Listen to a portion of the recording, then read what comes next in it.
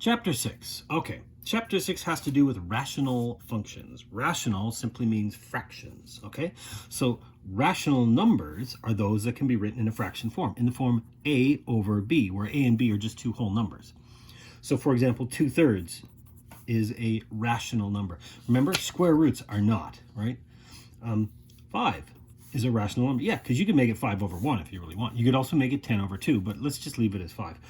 Negative 319 over 671. Sure, as long as it's a fraction, something over something. 0 is also rational because you could write it as 0 over 1. 0.42 is also rational. That's 42 over 100, right? Anything you can write as a fraction. Irrational numbers are things like pi. Yeah, you can't do that as a nice whole number over a whole number, or like square root of 2, or most roots like the cube root of 5x plus 1. Okay, that's ugly. No, it's a number. Okay, so how about just 5 plus 1, cube root of 6, which is, yeah, no. So a rational expression is actually then, it's an algebraic fraction. So yeah, rational means fraction, and expression means it's going to have some algebra, x's and stuff like that. So it's going to have polynomials. Oh yeah, polynomials are many terms, things with x's. So it could look like this. It could be like x squared plus 10 over, I don't know, 3x plus 7. Sure. That's a rational. It's a fraction, and it's got expressions. It's got polynomials. Not just x's, but like x squareds and things like that as well. Or it could be like 14x over a trinomial. How about x squared minus 2x minus 12, right? Oh yeah, things that I can factor. So that's the thing. Remember factoring? We're going to have to factor all throughout this chapter. Radicals in the last chapter are irrational. So they're not rational expressions. We're not going to be using any radicals this time. No. However, but if you're dealing with rational expressions, right, you have a denominator. That means you have non-permissible values. What? In other words, things that x cannot equal. Like you can't say like x squared plus 10 divide by 0. You can't go divide by 0. Divide by 0 is like the 11th commandment. Thou shalt not divide by 0. So the non-permissible values are values which makes the denominator equal to 0. And we don't want that. Because think about it. Think about it on your calculator, right? If I said 0 divided by 17, sure, that's 0. Right? However, if I went 17 divided by 0, that's an error. It's infinitely big. You cannot do that. Oh yeah, go to, it won't let you divide by 0. What about 0 divided by 0? Yeah, you can't divide by 0. Forget it. Okay, let's not do that. Okay, so determine the non-permissible values. In other words, that means what can x not equal? Don't worry about the top. We only care about the bottom. Right? So 4 times s times r squared is equal to 0. If this was, oh yeah, if it was equal to 0, that either means that, remember the 0 property, either r squared equals 0, or maybe s equals 0, or maybe 4 is equal, hang on, 4 is not equal to 0. I know that right off the bat. That's not, 4 is 4. It's not 0.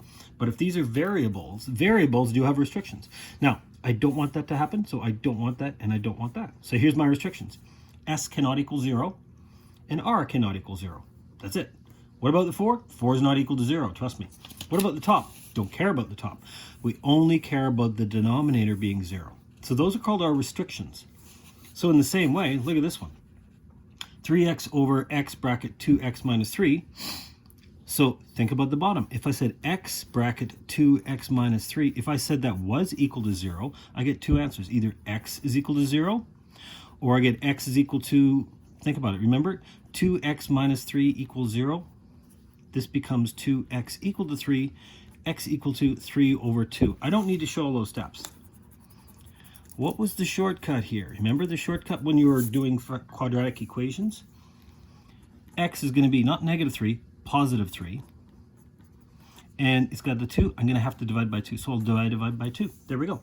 So that's what would give me 0 on the denominator. X is 0, but I don't want that to happen. So I don't want that to happen, and I don't want that to happen. So here we go. X is not equal to 0. X is not equal to 3 over 2, or 1.5. Now, a lot of people would say, hey, look, the x's cancel.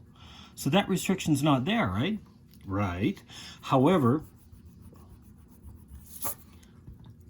I want to do my restrictions before canceling. Here's why. Think about it. If I take x equal to 0 and plug it back into the original function, not the simplified one, if I plug it back in right now, I get 3 times 0, which is 0. And on the bottom, I'm going to get 0 times 0 minus 3, which is 0. And 0 divided by 0 is, you cannot divide by 0. That's why.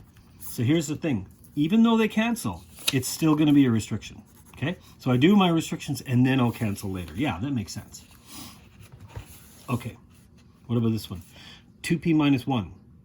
P squared minus p. I don't care about the top, remember? I'm only looking at the denominator if I want to know the restrictions. Okay, so the denominator is a trinomial. Two numbers that multiply to 12, sorry, minus 12, and they add up to minus 1 is p minus 4, p plus 3. Okay, now if I say that that's equal to 0, this is why the equal 0 is important.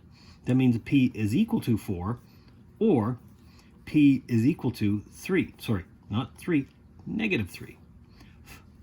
I don't want that to happen. I don't want that to happen. I don't want that to happen. So there's my restrictions. P is not equal to 4, and also P is not equal to negative 3. Two restrictions. That's all it wants. It says, what are the non-permissible values? These are the restrictions, what x cannot equal. Okay, so don't care about the top. Let's look at the bottom. Negative 5 is equal to 0. No, it's not. Trust me, it's not. Minus 5 degrees is not the same as 0 degrees. That's never true. So is there an x in the problem here? No. So there's no problems. There's no restrictions on x. Right? None. Because I can plug in any x value I want in the top. The bottom is never going to be 0. Why? Well, because it's minus 5. That's not 0. So it's never going to happen. You can plug in anything you want for x. This thing's always going to be defined. So just like fractions, you can simplify a rational expression by canceling factors. Canceling factors? Yeah. You figure a factor of the top and the bottom and you divide them out. You divide them out of both the numerator and denominator, so that means we're going to need to factor everything. Factoring probably a biggest part of this last half of the course. Okay, let's simplify each rational expression and then we'll state the non-permissible values. Well, you know what? We'll state the non-permissibles as we go through too. Okay, so let's look at well, I'm going to do the top first. The top's easy. You can divide out of 3. X minus 2. Done. Okay.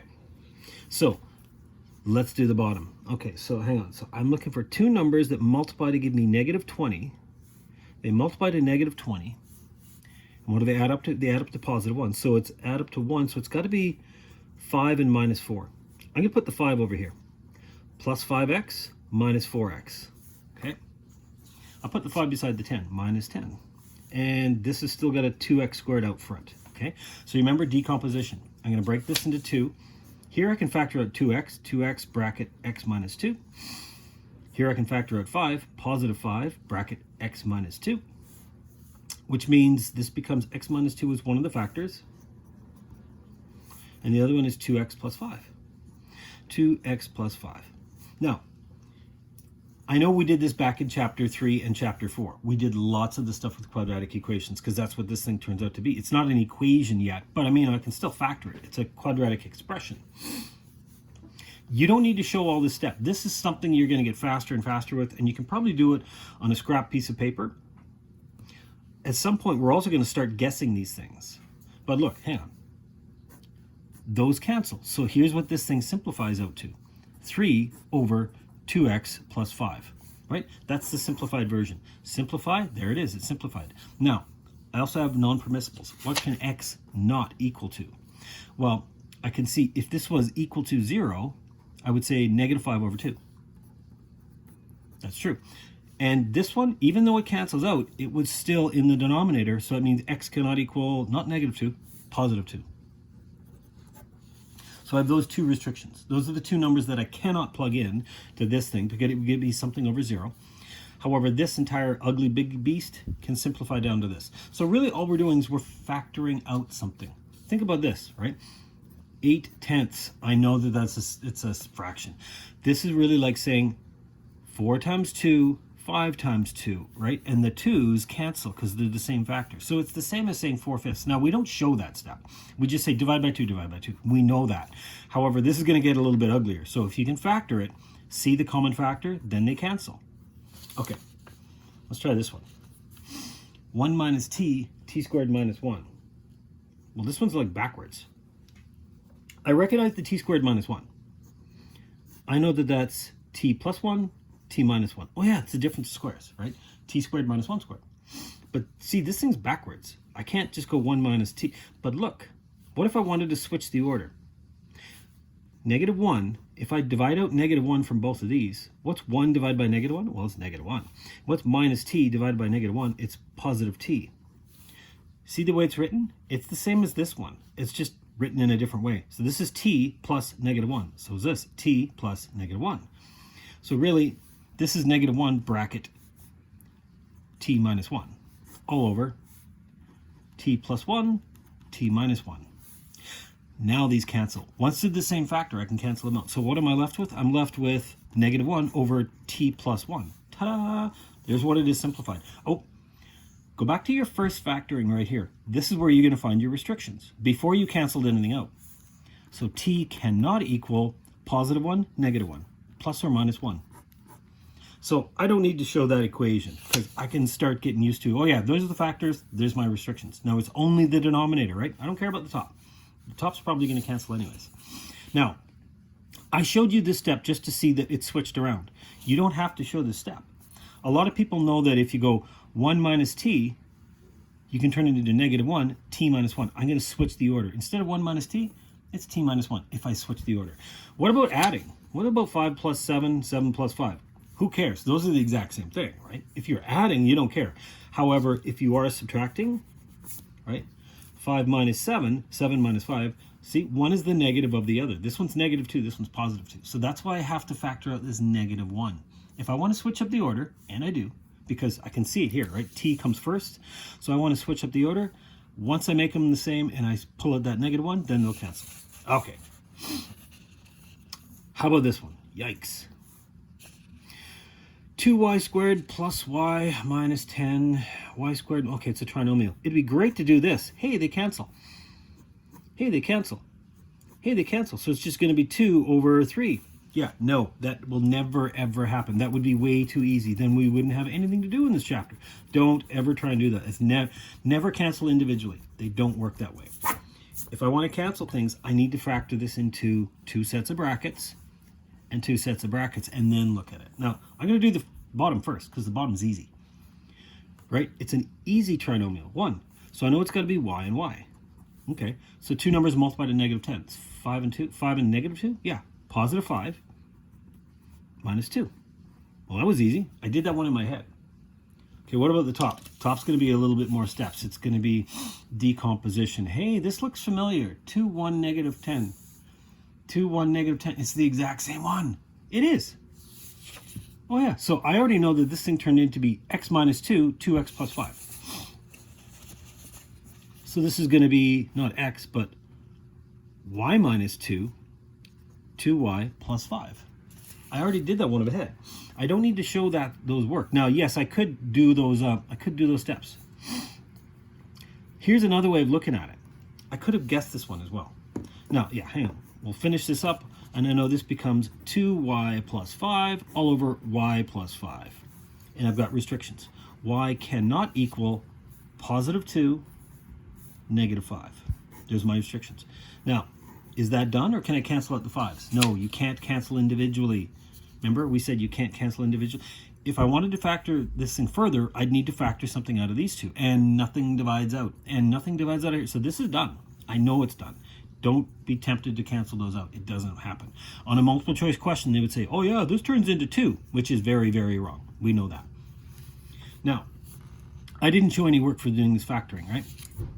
Watch. I'm going to redo this question. However, okay, that's the right answer. Okay, I'm not going to do that. But we know this is the right answer. Watch how I'm going to do this question now. Once you get good at factoring, you can start to guess these things. What? Watch. I did the bottom first because I know the bottom is an easy one, right? 2 numbers are multiplied to 10. So 5 and negative 2. Great. So I'm going to guess the top. What do you mean? Well, it's 2y squared. So it's either 2y and y. Okay. So I'm looking for 2 numbers that multiply to give me 10. So it's either 1 and 10, 1 and 10. No, this is going to give me like 20y. That's way too big. 10 and 1. This is going to give me 10y. That's way too big. It's not 10 and 1. So it's got to be 5 and 2. Okay. Do you want to go plus 5 and plus 2? Look, I'm expecting one of these to go on the bottom. So instead of just simply randomly guessing, let's set up one of them and see if it works. Let's see if the y plus 5 works. All right? Let's say that that's the one that I'm expecting that to cancel. If this is a plus 5, this has got to be a minus 2. Now, does that work? 2y squared plus 10y minus, no. This is going to give me plus 10 minus 2, which is 8 in the middle. So it's not 5 and 2. It's got to be 2 and 5. 5, and instead of y, I'm going to make this y minus 2. See? Y minus 2, I'm assuming that's the same. So if this is negative 2, this is going to be plus 5. And that's what it was.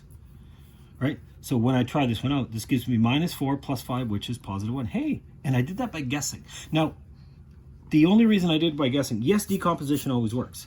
It's just that sometimes there's two choices. Give it a 50-50 shot. You're going to get it half of the time, right? And I'm expecting one of the ones on the bottom to cancel out. So that's why I said, let's say it's y minus 2. Guess the other one. And it turned out to work. Because if none of these things cancel out, then it's just going to be a big beast of an ugly question. And you know what? We're not going to be doing those because we want things to simplify. Okay, let's get on to the last page. 16x squared minus 9y squared. Oh, 8x minus 6. Oh, yikes. This is, oh, I recognize that. That's a difference of squares. Yeah, that's 4x. And that's 3y. So it's going to be 4x plus 3y. Okay, but hang on. First off, it says give the non-permissibles. I only care about the bottom. So in other words, 8x minus 6y, if it was equal to 0, what would that give me? That would give me 8x equal to 6y. Or in other words, divide by 8, divide by 8. I'm going to get x equal to 6 over 8. In other words, 3/4 of y. I don't want this. So it means I don't want this. X values cannot be 3/4 of y. So really it means x and y values can't be 3/4 of each other. So for example, if the x value was 1 and the y value was 3/4, if I had that, right, if the x is, or no, it's the other way around. If the y value was 1, then the x value would be 3/4 of it. Okay, so if this is 1, then this would be 3/4. If I was to plug those in to here, I'd get 0 on the bottom because it would give me this. Or what if the y value was, I don't know, 4? Right? So think about it. 4 times 3/4 would be 3. So the point 3, 4, if I was to plug it in, would give me 0. That's bad. And the same thing, 8 and 6, right? So it's points like this. It's points like this. This would give me a problem because I get 48 minus 48. So if you have two variables, quite often they'll leave it in this form because there's an infinite number of points on that line. So in other words, my restriction would be x cannot be 3/4 of y. And sometimes they'll also say y cannot be 4/3 of x. It's the exact same thing, right? If you just solve for x equals or y equals, who cares? This is fine. So if there's two variables, it's going to be a two-variable restriction. Now, I know that there's a whole bunch of different points I could make up, right? 0, 0 would also work. 0 minus, yeah, 0, 0 would also be a problem. Okay, so now that I've done my restrictions, now let's cancel. Let's factor the top and bottom, and let's cancel. So I know that the top is, let's see, that's 4x is being squared, and 3y is being squared, right? So it's going to be 4x plus 3y, 4x minus 3y. There it is. The top is a difference of squares. What about the bottom? 8x minus, I can divide out 2. Divide out 2, and I'm left with 4x minus, there it is. 4x minus 3y, 4x minus, those two cancel. So in other words, this thing will simplify down to 4x plus 3y all over 2. 4x plus 3y all over 2. Now, the bottom is just 2. So can I make that 2x plus 3y? Not quite. No, I can't just cancel this individually. Now, if there was a number I could divide out of, if this was 4 and like 8, for example, or 10, or something that's even, I could divide out. But This is done because 2 won't divide out of here. Now, if you want, you could break this up as 2 different fractions, right? It's 4x over 2 plus 3y over 2. But why would you do that? Why don't you just leave it as one fraction? Because I know this one will simplify. This becomes 2x plus 3y over 2. But now I have two different fractions. It's easier to have it as one big fraction. This is simplified. This is fine. If you want to turn it into this, great. But realize that the 2 is going to have to factor out of both of them. And it doesn't do that here. It creates another fraction. It's not worth doing. That's not worth it. You know what? I'd leave this alone. I would leave it just like that. Done. Simplify the rational expression. Now it says evaluate it for 2.6 and 1.2. Yikes. So 2.6, where am I? I'm going to plug that into the x value up here. 1.2, I'm going to plug that into the y value up there. Okay, so it's going to be 16 times 2.6 squared minus 9. Oh man. Times 1.2 squared, all divided by 8x minus 6y. So 8x, 2.6 minus 6y, 1.2. Okay. Let's work these all out. This is going to be a lot of work. So 2.6 squared, I don't know that. 2.6 squared times 16, doop, so 108.16, 108.16 minus 1.2 squared times 9 is 12.96, all divided by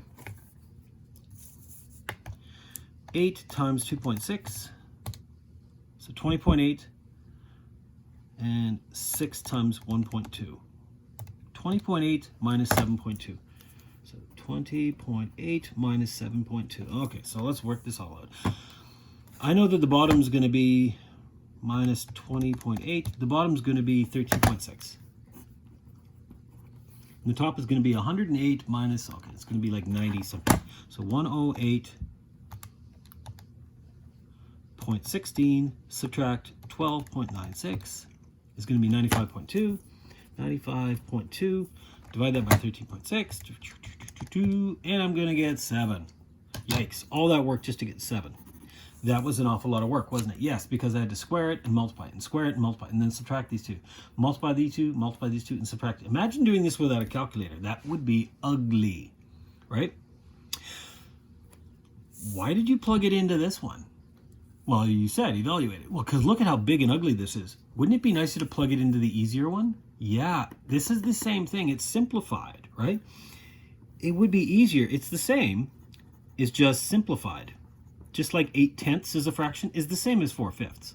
Simplified. So you know what? If we want to express it, if we want to evaluate it, why don't we plug it into the easier one? Look, x is 2. So this is 4 times 2.6. And plus 3 times 1.2. All divided by 2. You know what? I could probably do this without a calculator. I know that's 3.6. 4 times 2, okay, 8, and then 4 times 6, so it's going to be 8 plus 2.4, so it's going to be 10.4 plus 3.6, all divided by 2. 13, 14 divided by 2 is 7. It's the same answer. The whole idea is if you had a simplified version, it's way easier to evaluate than this ugly beast. Now, if you have a calculator, who cares, right? Whatever. But the simplified version is way easier to deal with. You get the same answer either way. And this one has the restrictions. It says the x value and the y value cannot be 3/4 of each other. But when I plugged it in, I didn't get something over 0, so I'm okay. Alrighty, there's our first assignment that has to do with Chapter 6, Rational Expressions.